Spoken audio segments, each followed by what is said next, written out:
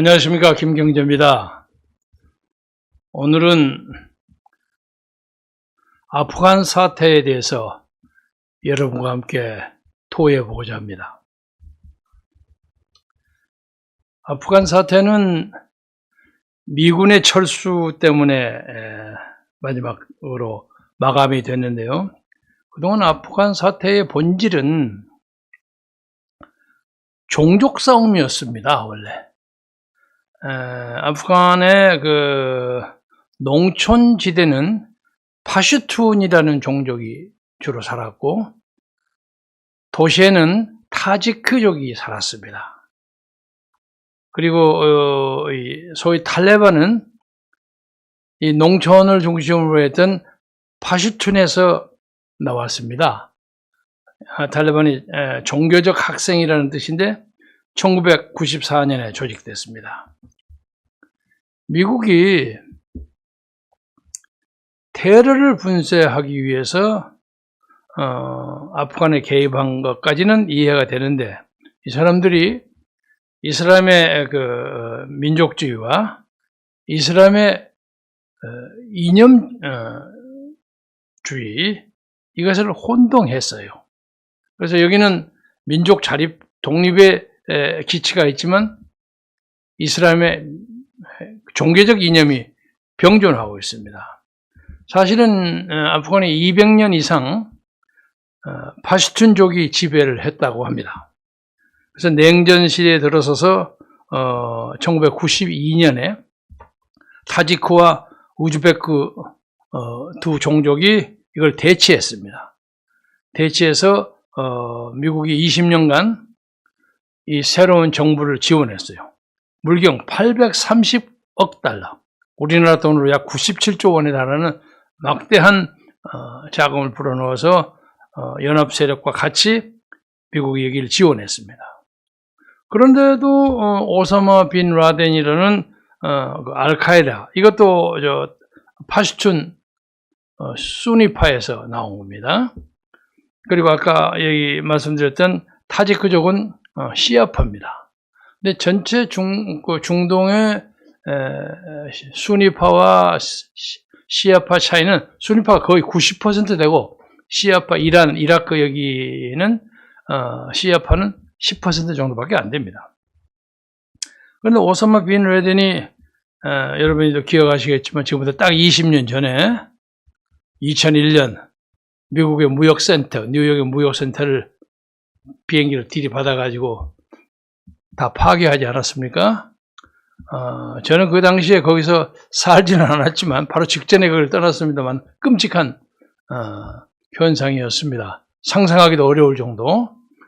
그래서 당시에 부시 대통령이 이 테러리스트를 징벌해야 되겠다 해가지고 오사마 빈 라덴의 알카에다의 거점을 꾸준히 추적하다가, 그로부터 10년 후인 2011년에 빈 라덴을 미국의 그 네이비 실이라고 있죠. 해군 해군 정보대라고 할까요? 해군 실력받을 수색대가 네이비 실이 빈 라덴을 사살했습니다. 그래서 그걸 끝나는 줄 알았는데 이 빈 라덴의 추종자와 이 탈레반들이 그 후 10년 동안 꾸준한 테러 행동을 벌여가지고 드디어 그제 국가를 점령했습니다. 그러니까 결국 이것은 미국이 아프간 전쟁을 잘못 이해했죠. 이것이 이데올로기의 전쟁이면서도 동시에 민족운동인데 그냥 테러에만 중심을 하다 보니까 포인트가 빗겨 나왔다고 생각합니다. 저는 이 사태를 보면서 많은 사람들이 미국이 떠나버리면 탈레반이 들어와서 그냥 점령해버리는 것처럼, 카불을 점령해버린 것처럼 한국도 미군 철수하면 김정은이가 쫓아와서 점령하는 거 아니냐, 그런 섣부른 상상을 하는데, 물론 그런 위험이 없는 건 아닙니다만 아프간과 대한민국은 한반도는 차이가 엄청나게 많습니다. 그래서 여러분 너무 긴장하지 마시고, 다음은 우리 사회에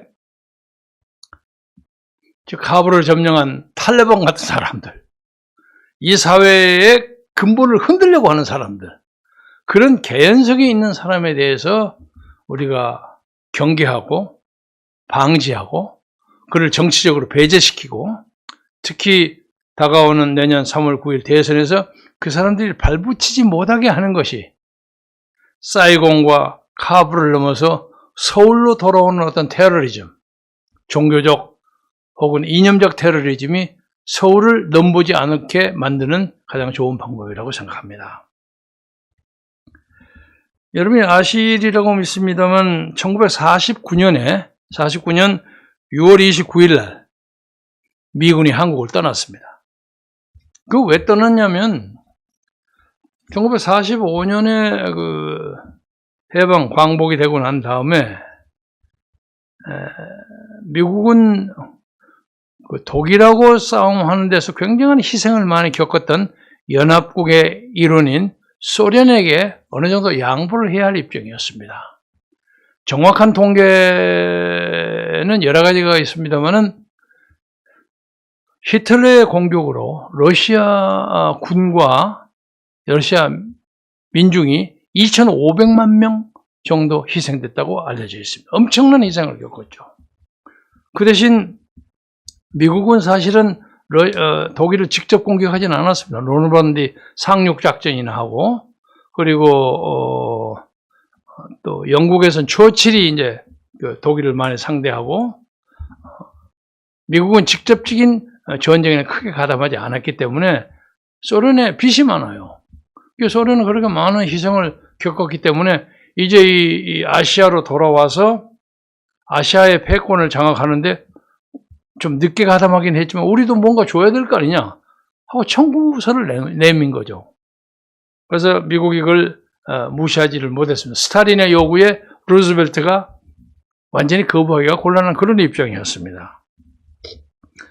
그런데 소련의 진주가 조금 늦어졌기 때문에 미국도 들어와서 서울까지 이렇게 반을 점령하게 됐어요. 점령군이죠. 해방군이고 점령군인데, 그러니까 이 좌익들이, 남한에 있는 좌익들이나 북한에 있는 뭐 공산주의자나 할 거 없이 미군 왜 거기 있느냐, 니들 나가라. 소련에 있는 니들 왜 그러냐. 그러니까 미국이 좀 면목이 없게 됐죠. 뭐 우리가 여기에다가 크게 뭐 신경을 쓰는 것도 아닌데 이 사람들 막 나가라고 아우성치고, 당시에는 뭐 얼마 전에 제가 소개해 드렸습니다만 정광훈 목사의 그 명연설 중에도 나옵니다. 해방 후에 이승만 박사와 김구 주석이 귀국하기 전에 남노당의 박헌영이가 조선민주주의 인민공화국 인공을 만들었어요. 만들었는데 이 사람들이 어떻게 했냐면, 이걸 내가 지금 두 분이 오시기 전에 내가 미리 만드는데 돌아오시면 대통령을 이승만이 하고 국무총리는 김구 주석이 한다. 이렇게 딱 윗대가리를 윗머리를 만들어 놓고 밑에 조직을 했는데, 통계에 의하면 남한 인구의 78%가 인공에 가담을 한 걸로 되어 있습니다. 굉장히 다수가 가담을 한 거죠. 그렇기 때문에 그 남한에서 좌익 운동이 굉장히 셌습니다. 이 사람들이 가서 막 미군 물러나라고 난리를 치니까 미국은 그래 니들 반대하면 우리도 물러나겠다고 물러났어요. 물러나고 애치전 선언이라는 게 생겼습니다. 그것은 남한에 있는 좌익에 대한 어떤 대응일 뿐만 아니라 2차 대전에 같은 연합군이었던 소련에 대한 예우가 있었습니다. 우리는 이제 남한 문제는 생각하지 아니하고 그냥 일본하고 오키나와하고 뭐 이런 식으로 막아서 남한 문제는 군사적인 보호구역, 관찰구역에서 배제하겠다. 이것이 소위 애치전 선언입니다. 그러니까 그 선언이라는 것은 북한에 있는 김일성 패거리나 남한에 있었던 박헌영 패거리나 이거 뭐 얼씨구나 했죠. 그래서 막 득세를 하게 됐는데, 그때 이승만 박사만큼은 이걸 막기 위해서 사력을 다 하다가 6.25가 뻥 터졌단 말이에요. 6.25가 터졌는데 이건 뭐 도대체 막을 방법이 없어요. 그전에는 우리나라의 소위 주사파라든가 정교조나 이런 사람들, 이영희, 소위 전원시대가 놀려서는 이영희 등등 사람들에 의해서 6.25가 북한에서 벌린 것이 아니라 남한에서 벌렸다고 억지 소리를 많이 했죠. 그런데 또 그게 다 깨졌습니다. 왜냐하면 전후 몇십 년이 지나서 소련의 비밀문서도 다 폭로됐고 중국의 외교문서도 나타나고 해서 김일성이가 스탈린과 모택동의 지원과 허락 아래 남한을 쳐들어 내려갔다는 것은 명명백백하게 되어 있습니다. 요새 그 사람들 할 말을 못합니다. 그리고 전에 제가 말씀도 들었습니다마는 제 친구 하나가 그 문제를 조사했던 미국 학자도 자기가 조사한 게 잘못됐다. 또 Hidden History of Korean War라는 것을 쓴 사람이에요. 한국 전쟁의 배후 이야기. 이 사람도 상당히 남한이 북한을 공격한 것처럼 같은 걸 썼다가 나중에 자기가 잘못했다고 취소했습니다. 그런데 물러나고 나니까 전쟁이 벌어졌는데 그야말로 우리는 삐끗하면 이 부산까지 밀판이었는데 공교롭게 김일성이가 이 서울에 와서 일주일 동안 체류했어요. 머뭇거렸어요. 아마 그때 김일성이가 그냥 순식간에 밀어붙였으면 그냥 목포, 여수, 부산, 진해 싹 통일을 했을 겁니다. 그런데 그때 머뭇거렸던 이유는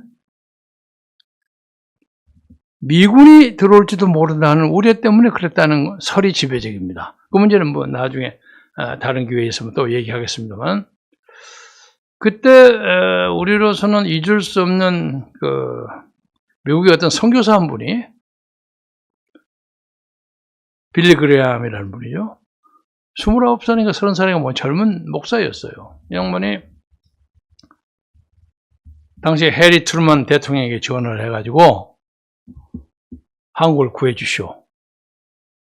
한국 우리는 물러나기로 했는데 구원하면 되겠느냐? 근데 그렇지 않습니다. 지금 한국에는 20만 혹은 30만이라고 양설이 있는데 30만의 기독교인이 있습니다. 하나님을 믿는 사람을 우리가 죽도록 방치할 수는 없는 거 아닙니까?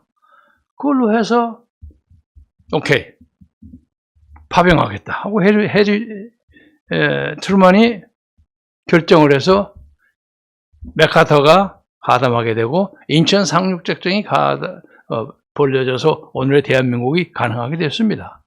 그런데 빌리 그레함을 그렇게 설득했던 사람이 누구냐? 그 부인이었어요. 미세스 그레함.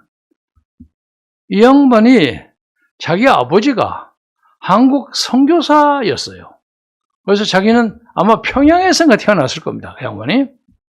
선교사의 딸로 태어나서 한국을 잘 알아요. 한국의 기독교도들이 얼마만큼 그 순환과 박해 속에서 신앙을 지키기 위해서 노력했다는 걸 잘 알고 있어요. 그래서 자기 남편을 설득했어요. 왜 그 사람들 죽도록 방치하느냐. 그래서 미군의 참전이 가능하게 됐던 겁니다. 그런데 1949년 6월 29일 미군 철수 이후에 딱 1년 조금 못 되는 그 다음 1950년 6월 25일까지 대한민국에 별일이 다 벌어졌습니다. 별일이 다 벌어졌어요. 특히 제가 말씀드리고 싶은 것은 그해 민의원이라고 그랬죠. 아마 국회가 아니고 민의원 재헌국회에서 김약수 부의장 외 70명이 미군 철수를 요구했습니다. 요새하고 비슷했습니다. 그리고 철수를 요구하는 정식으로 의원 청원서를 국회에 제출했습니다. 나중에 김약수가 이제 국회 뿌락지 사건으로 처벌받았죠. 그래서 저는 그 사건을 보면서 최근에 74명의 열린민주당, 더불어민주당 의원들, 처음에는 72명이 있는데 2명 플러스가 됐습니다. 74명의 의원들이, 그리고 무소속 쪽, 윤미향 같은 유명한 무소속 의원들, 원래는 민주당 사람이었지만 말썽 때문에 벌써 나가 있는 사람, 이런 사람을 포함해서 이 사람들이 한미 연합훈련을 연기하라 하는 성명서를 발표했는데 이게 꼭 1949년에 김약수 부의장이 미군 철수를 요구하는 70여 명의 국회의원들이 의원 청원사하고 너무 비슷해요. 기시감, 데자부라 그러죠? 부러져요. 그래서 우리 한국이 상당히 내부적으로 위험한 상황에 있습니다. 여기서 지나가면서 말씀드리자면 이것을 주동하는 사람이 설훈 의원인데, 오선 의원이에요. 저도 잘 아는 사람인데 이 사람이 옛날에 그러지 않았는데 이렇게 갑자기 이런 짓을 해요. 역사의 물고기를 잘 모르는 건지 누구한테 뭘 잡혔는지 이런 짓을 해요. 그리고 이번에 이 성명서를 발표한 대부분의 사람들이 이낙연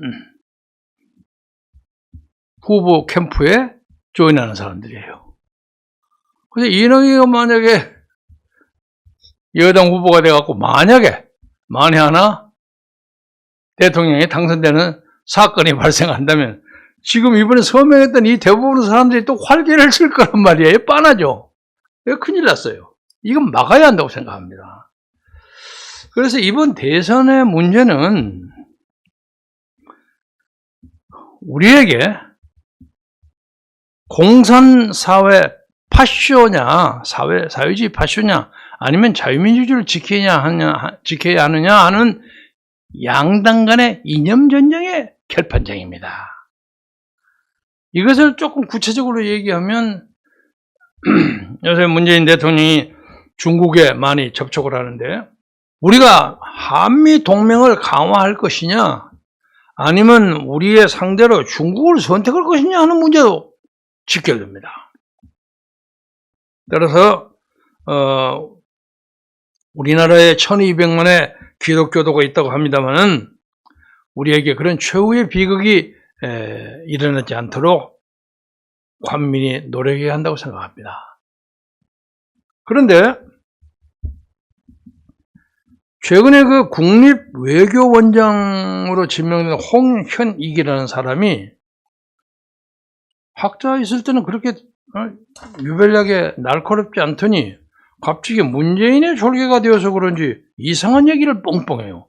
이 사람이 주한미군을 1만 명 정도 감축하자는 얘기도 끄집어내고 별소리를 다 해요. 그래서 이것이 문재인 정부의 내심이 아닌가 의심합니다. 그래서 야당은 지방싸움 하기 전에 이 홍영인 같은 사람 청문회가 아마 다가올 겁니다. 반드시 막아야 합니다. 이런 좌파 인사를 붙이면 안 됩니다, 이 나라에. 더더구나 엊그제 8.15 기념식을 보니까 그 김원웅이라고 옛날 국회의원 좀 했던 저도 이 사람도 제 대학 후배되는 사람인데 이 사람이 왜 갑작스럽게 이렇게 반미주의자가 되는지 이해할 수가 없어요. 이해할 수가 없어요.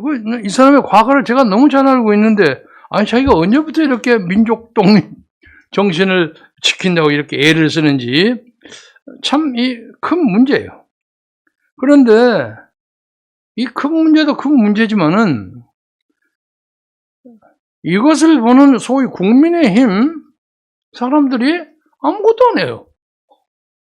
아무것도 안 하고 그런 얘기 외부에서 일어나는 것은 뭐 외부의 일이고 자기들은 지금 후보 뽑는데 바빠. 근데 후보를 뽑는데도 아주 어린애 같은 장난 게임만 하고 있어요. 누가 전화를 했는데 뭐 어쩌고 저쩌고 했다. 누구 조금 있으면 그 사람 뭐 쫓겨날 것이다. 이렇게 해가지고 과연 이 세력이 정권 교체를 할 수 있는 능력이 있으며 설사 정권 교체를 한다 할지라도 이 사람들이 이 나라를 끌어갈 능력이 있을 것인가에 대한 근본적인 회의를 가지게 만듭니다. 제가 여러분과 같이 오늘 가장 심각하게 얘기하고 싶은 것이 요 얘기입니다. 아니 이 사람들을 가지고 뭐 이거 나라가 되겠나? 이런 생각이 듭니다. 지금 오늘 어제 꾸준히 본 여러 가지 논설 중에서 평소에 제가 참 높게 평가하는 서울대학교 경제학부의 김병연 교수만큼은 사태를 아주 정확하게 보고 있다고 봐요. 이 사람은 뭘 주장을 했느냐면 지금 북한의 내정이 형편없다는 거죠. 형편없는데 남한으로부터 급한 쌀을 좀 지원을 받아야 되겠는데 그냥 달라고 하면 창피하단 말이에요. 그러니까 뭐 핑계를 대기 위해서 주한미군 훈련 축소를 내걸었어요. 그러니까 이제 예를 들면 그 사람들이 그거에 놀려가지고 그냥 남한 당국자들이 남조선 당국자들이 좀 봐주십시오 하고 그거에 대한 성의를 베푸기 위해서 우리에게 쌀을 주었다. 그래서 우리가 그 쌀을 받았다. 이렇게 체면을 유지하려고 하는데 저도 이 문제에 대해서는 비슷한 경험이 있습니다. 제가 1999년 그러니까 거의 22년 전이죠. 북한을 갔는데 북한에서 그 고려 호텔에서 저는 수영원 2사람을 데리고 가고 그 사람들하고 앉아서 이제 간담회를 하는데 아니 제가 도저히 듣고 그냥 지나칠 수 없을 만큼 거북한 얘기를 계속 하는 거예요. 뭔 얘기 하냐면 제가 이제 당시에 나중에 보니까 남북이 갈라지고 난 다음에 공식적으로 북한을 최초로 방문한 그들 말로는 소위 남조선 국회의원이었어요. 제가 공식적으로는 최초예요. 그 전에는 2사람이 지나간 적은 있지만 비공식으로 그냥 통과역으로 지나가. 서경원 같은 사람, 이런 사람. 그래서 그런지 저에게 무지무지하게 하여간 생색을 내는데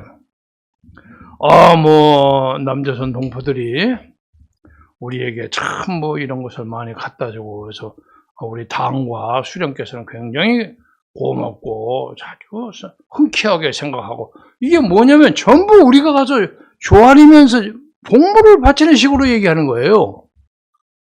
기가 막혀요. 기가 막혀.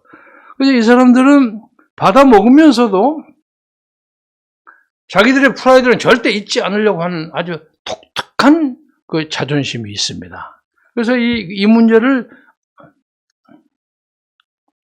김병연 교수가 아주 잘 지적했습니다. 제가 좀 읽어보겠습니다. 북한에게는 쌀을 보낸다 하는 것은 도움이 되는데 통신망을 연결한다는 건 도움이 안 된다는 거예요. 왜냐하면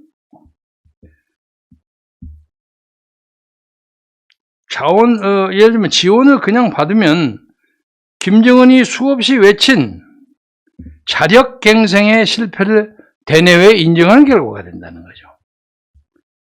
그 독재 권력은 몰락은 권력자의 하찮은 실력을 주민과 권력층이 알아차릴 때 시작된다고 봅니다. 하노이 회담의 결렬로 이미 그 외교 실력이 미천히 드러난 상태에서 경제에서도 자충수를 인정하는 꼴이 된다는 거죠. 그래서 이 이념과 희망의 대비, 그러니까 우리 한국 정부에서 무엇을 접근하면서 그에 대해 기대하는 거, 이 차이가 문 정권에서는 가장 크다는 거죠. 가장 헛짚고 있다는 거죠. 헛발을 짚고 있다는 거죠. 그리고 김정은 정권은 지금 9개월밖에 남지 않는 문재인 정권에 크게 기대하지 않는다는 거죠. 그런데 문재인 대통령 측에서는 그 9개월을 잘 이용해갖고 뭔가 하나 해보려고 아주 난리 법석을 치는 거예요. 이걸 다 김정은이가 알고 있다는 거죠. 그래서 이런 판국에서 한미 연합훈련의 취소라는 것은 김정은에게는 그야말로 신의 한 수예요. 그래서 남조선이 한미 연합훈련을 중단하면서까지 통신선 연결을 사정했으니 그동안의 과오를 용서하고 통신선 연결에 동의했다. 그래서 또 남조선이 감사의 뜻으로 경제적 지원을 하겠다니 필요하지는 않으나 민족의 아량으로 너그럽게 받아들였다. 제 경험과 비슷합니다. 우리 배고프지도 않는데 열심히 그거 해주려고 아주 간청을 해서 받아주라. 제가 갔을 때가 고난의 행군 마지막 지역이었습니다.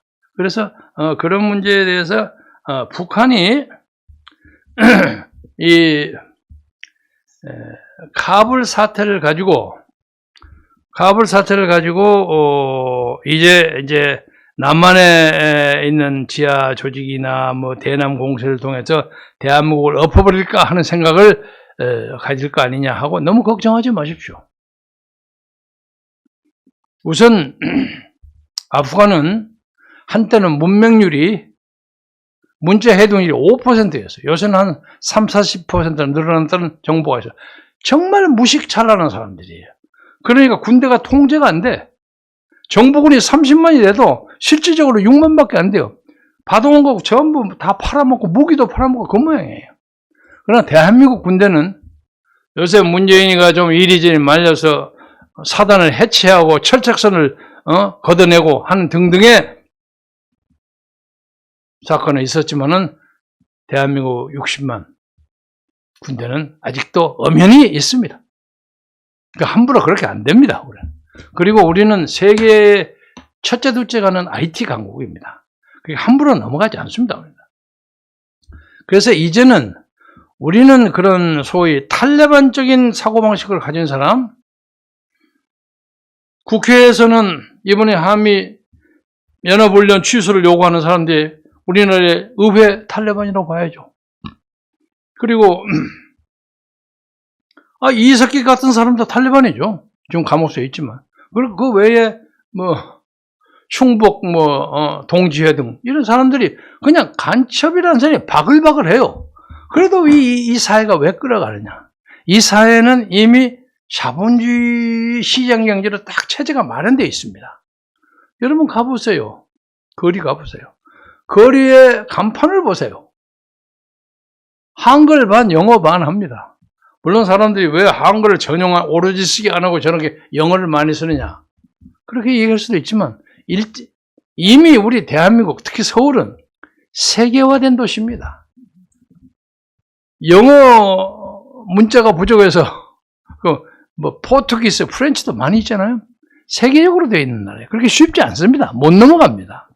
그래서 다만 이번에 우리 국민들이 자결해서 이 시장경제 체제를 잘 지키고 자유민주주의를 잘 지키기 위해서 무엇보다도 중요한 것이 한미동맹의 강화입니다. 그리고 미국은 빈 라덴이 그렇게 얘기했죠. 바이든이 그렇게 얘기했죠. 그 사람들이 자기 나라를 지키려고 하는 생각을 안 하는데 우리가 왜 그 사람들을 지켜주느냐, 그러잖아요. 우리가 나라와 조국을 지키려는 확실한 결의를 가진 한 미국은 물러나지 않습니다. 그리고 제가 알기로는 미국은 한반도에 결정적인 국가적 이해를 가지고 있습니다. 소위 내셔널 인터레스트를 가지고 있습니다. 여러분 저 평택 기지 같은 데 가보세요.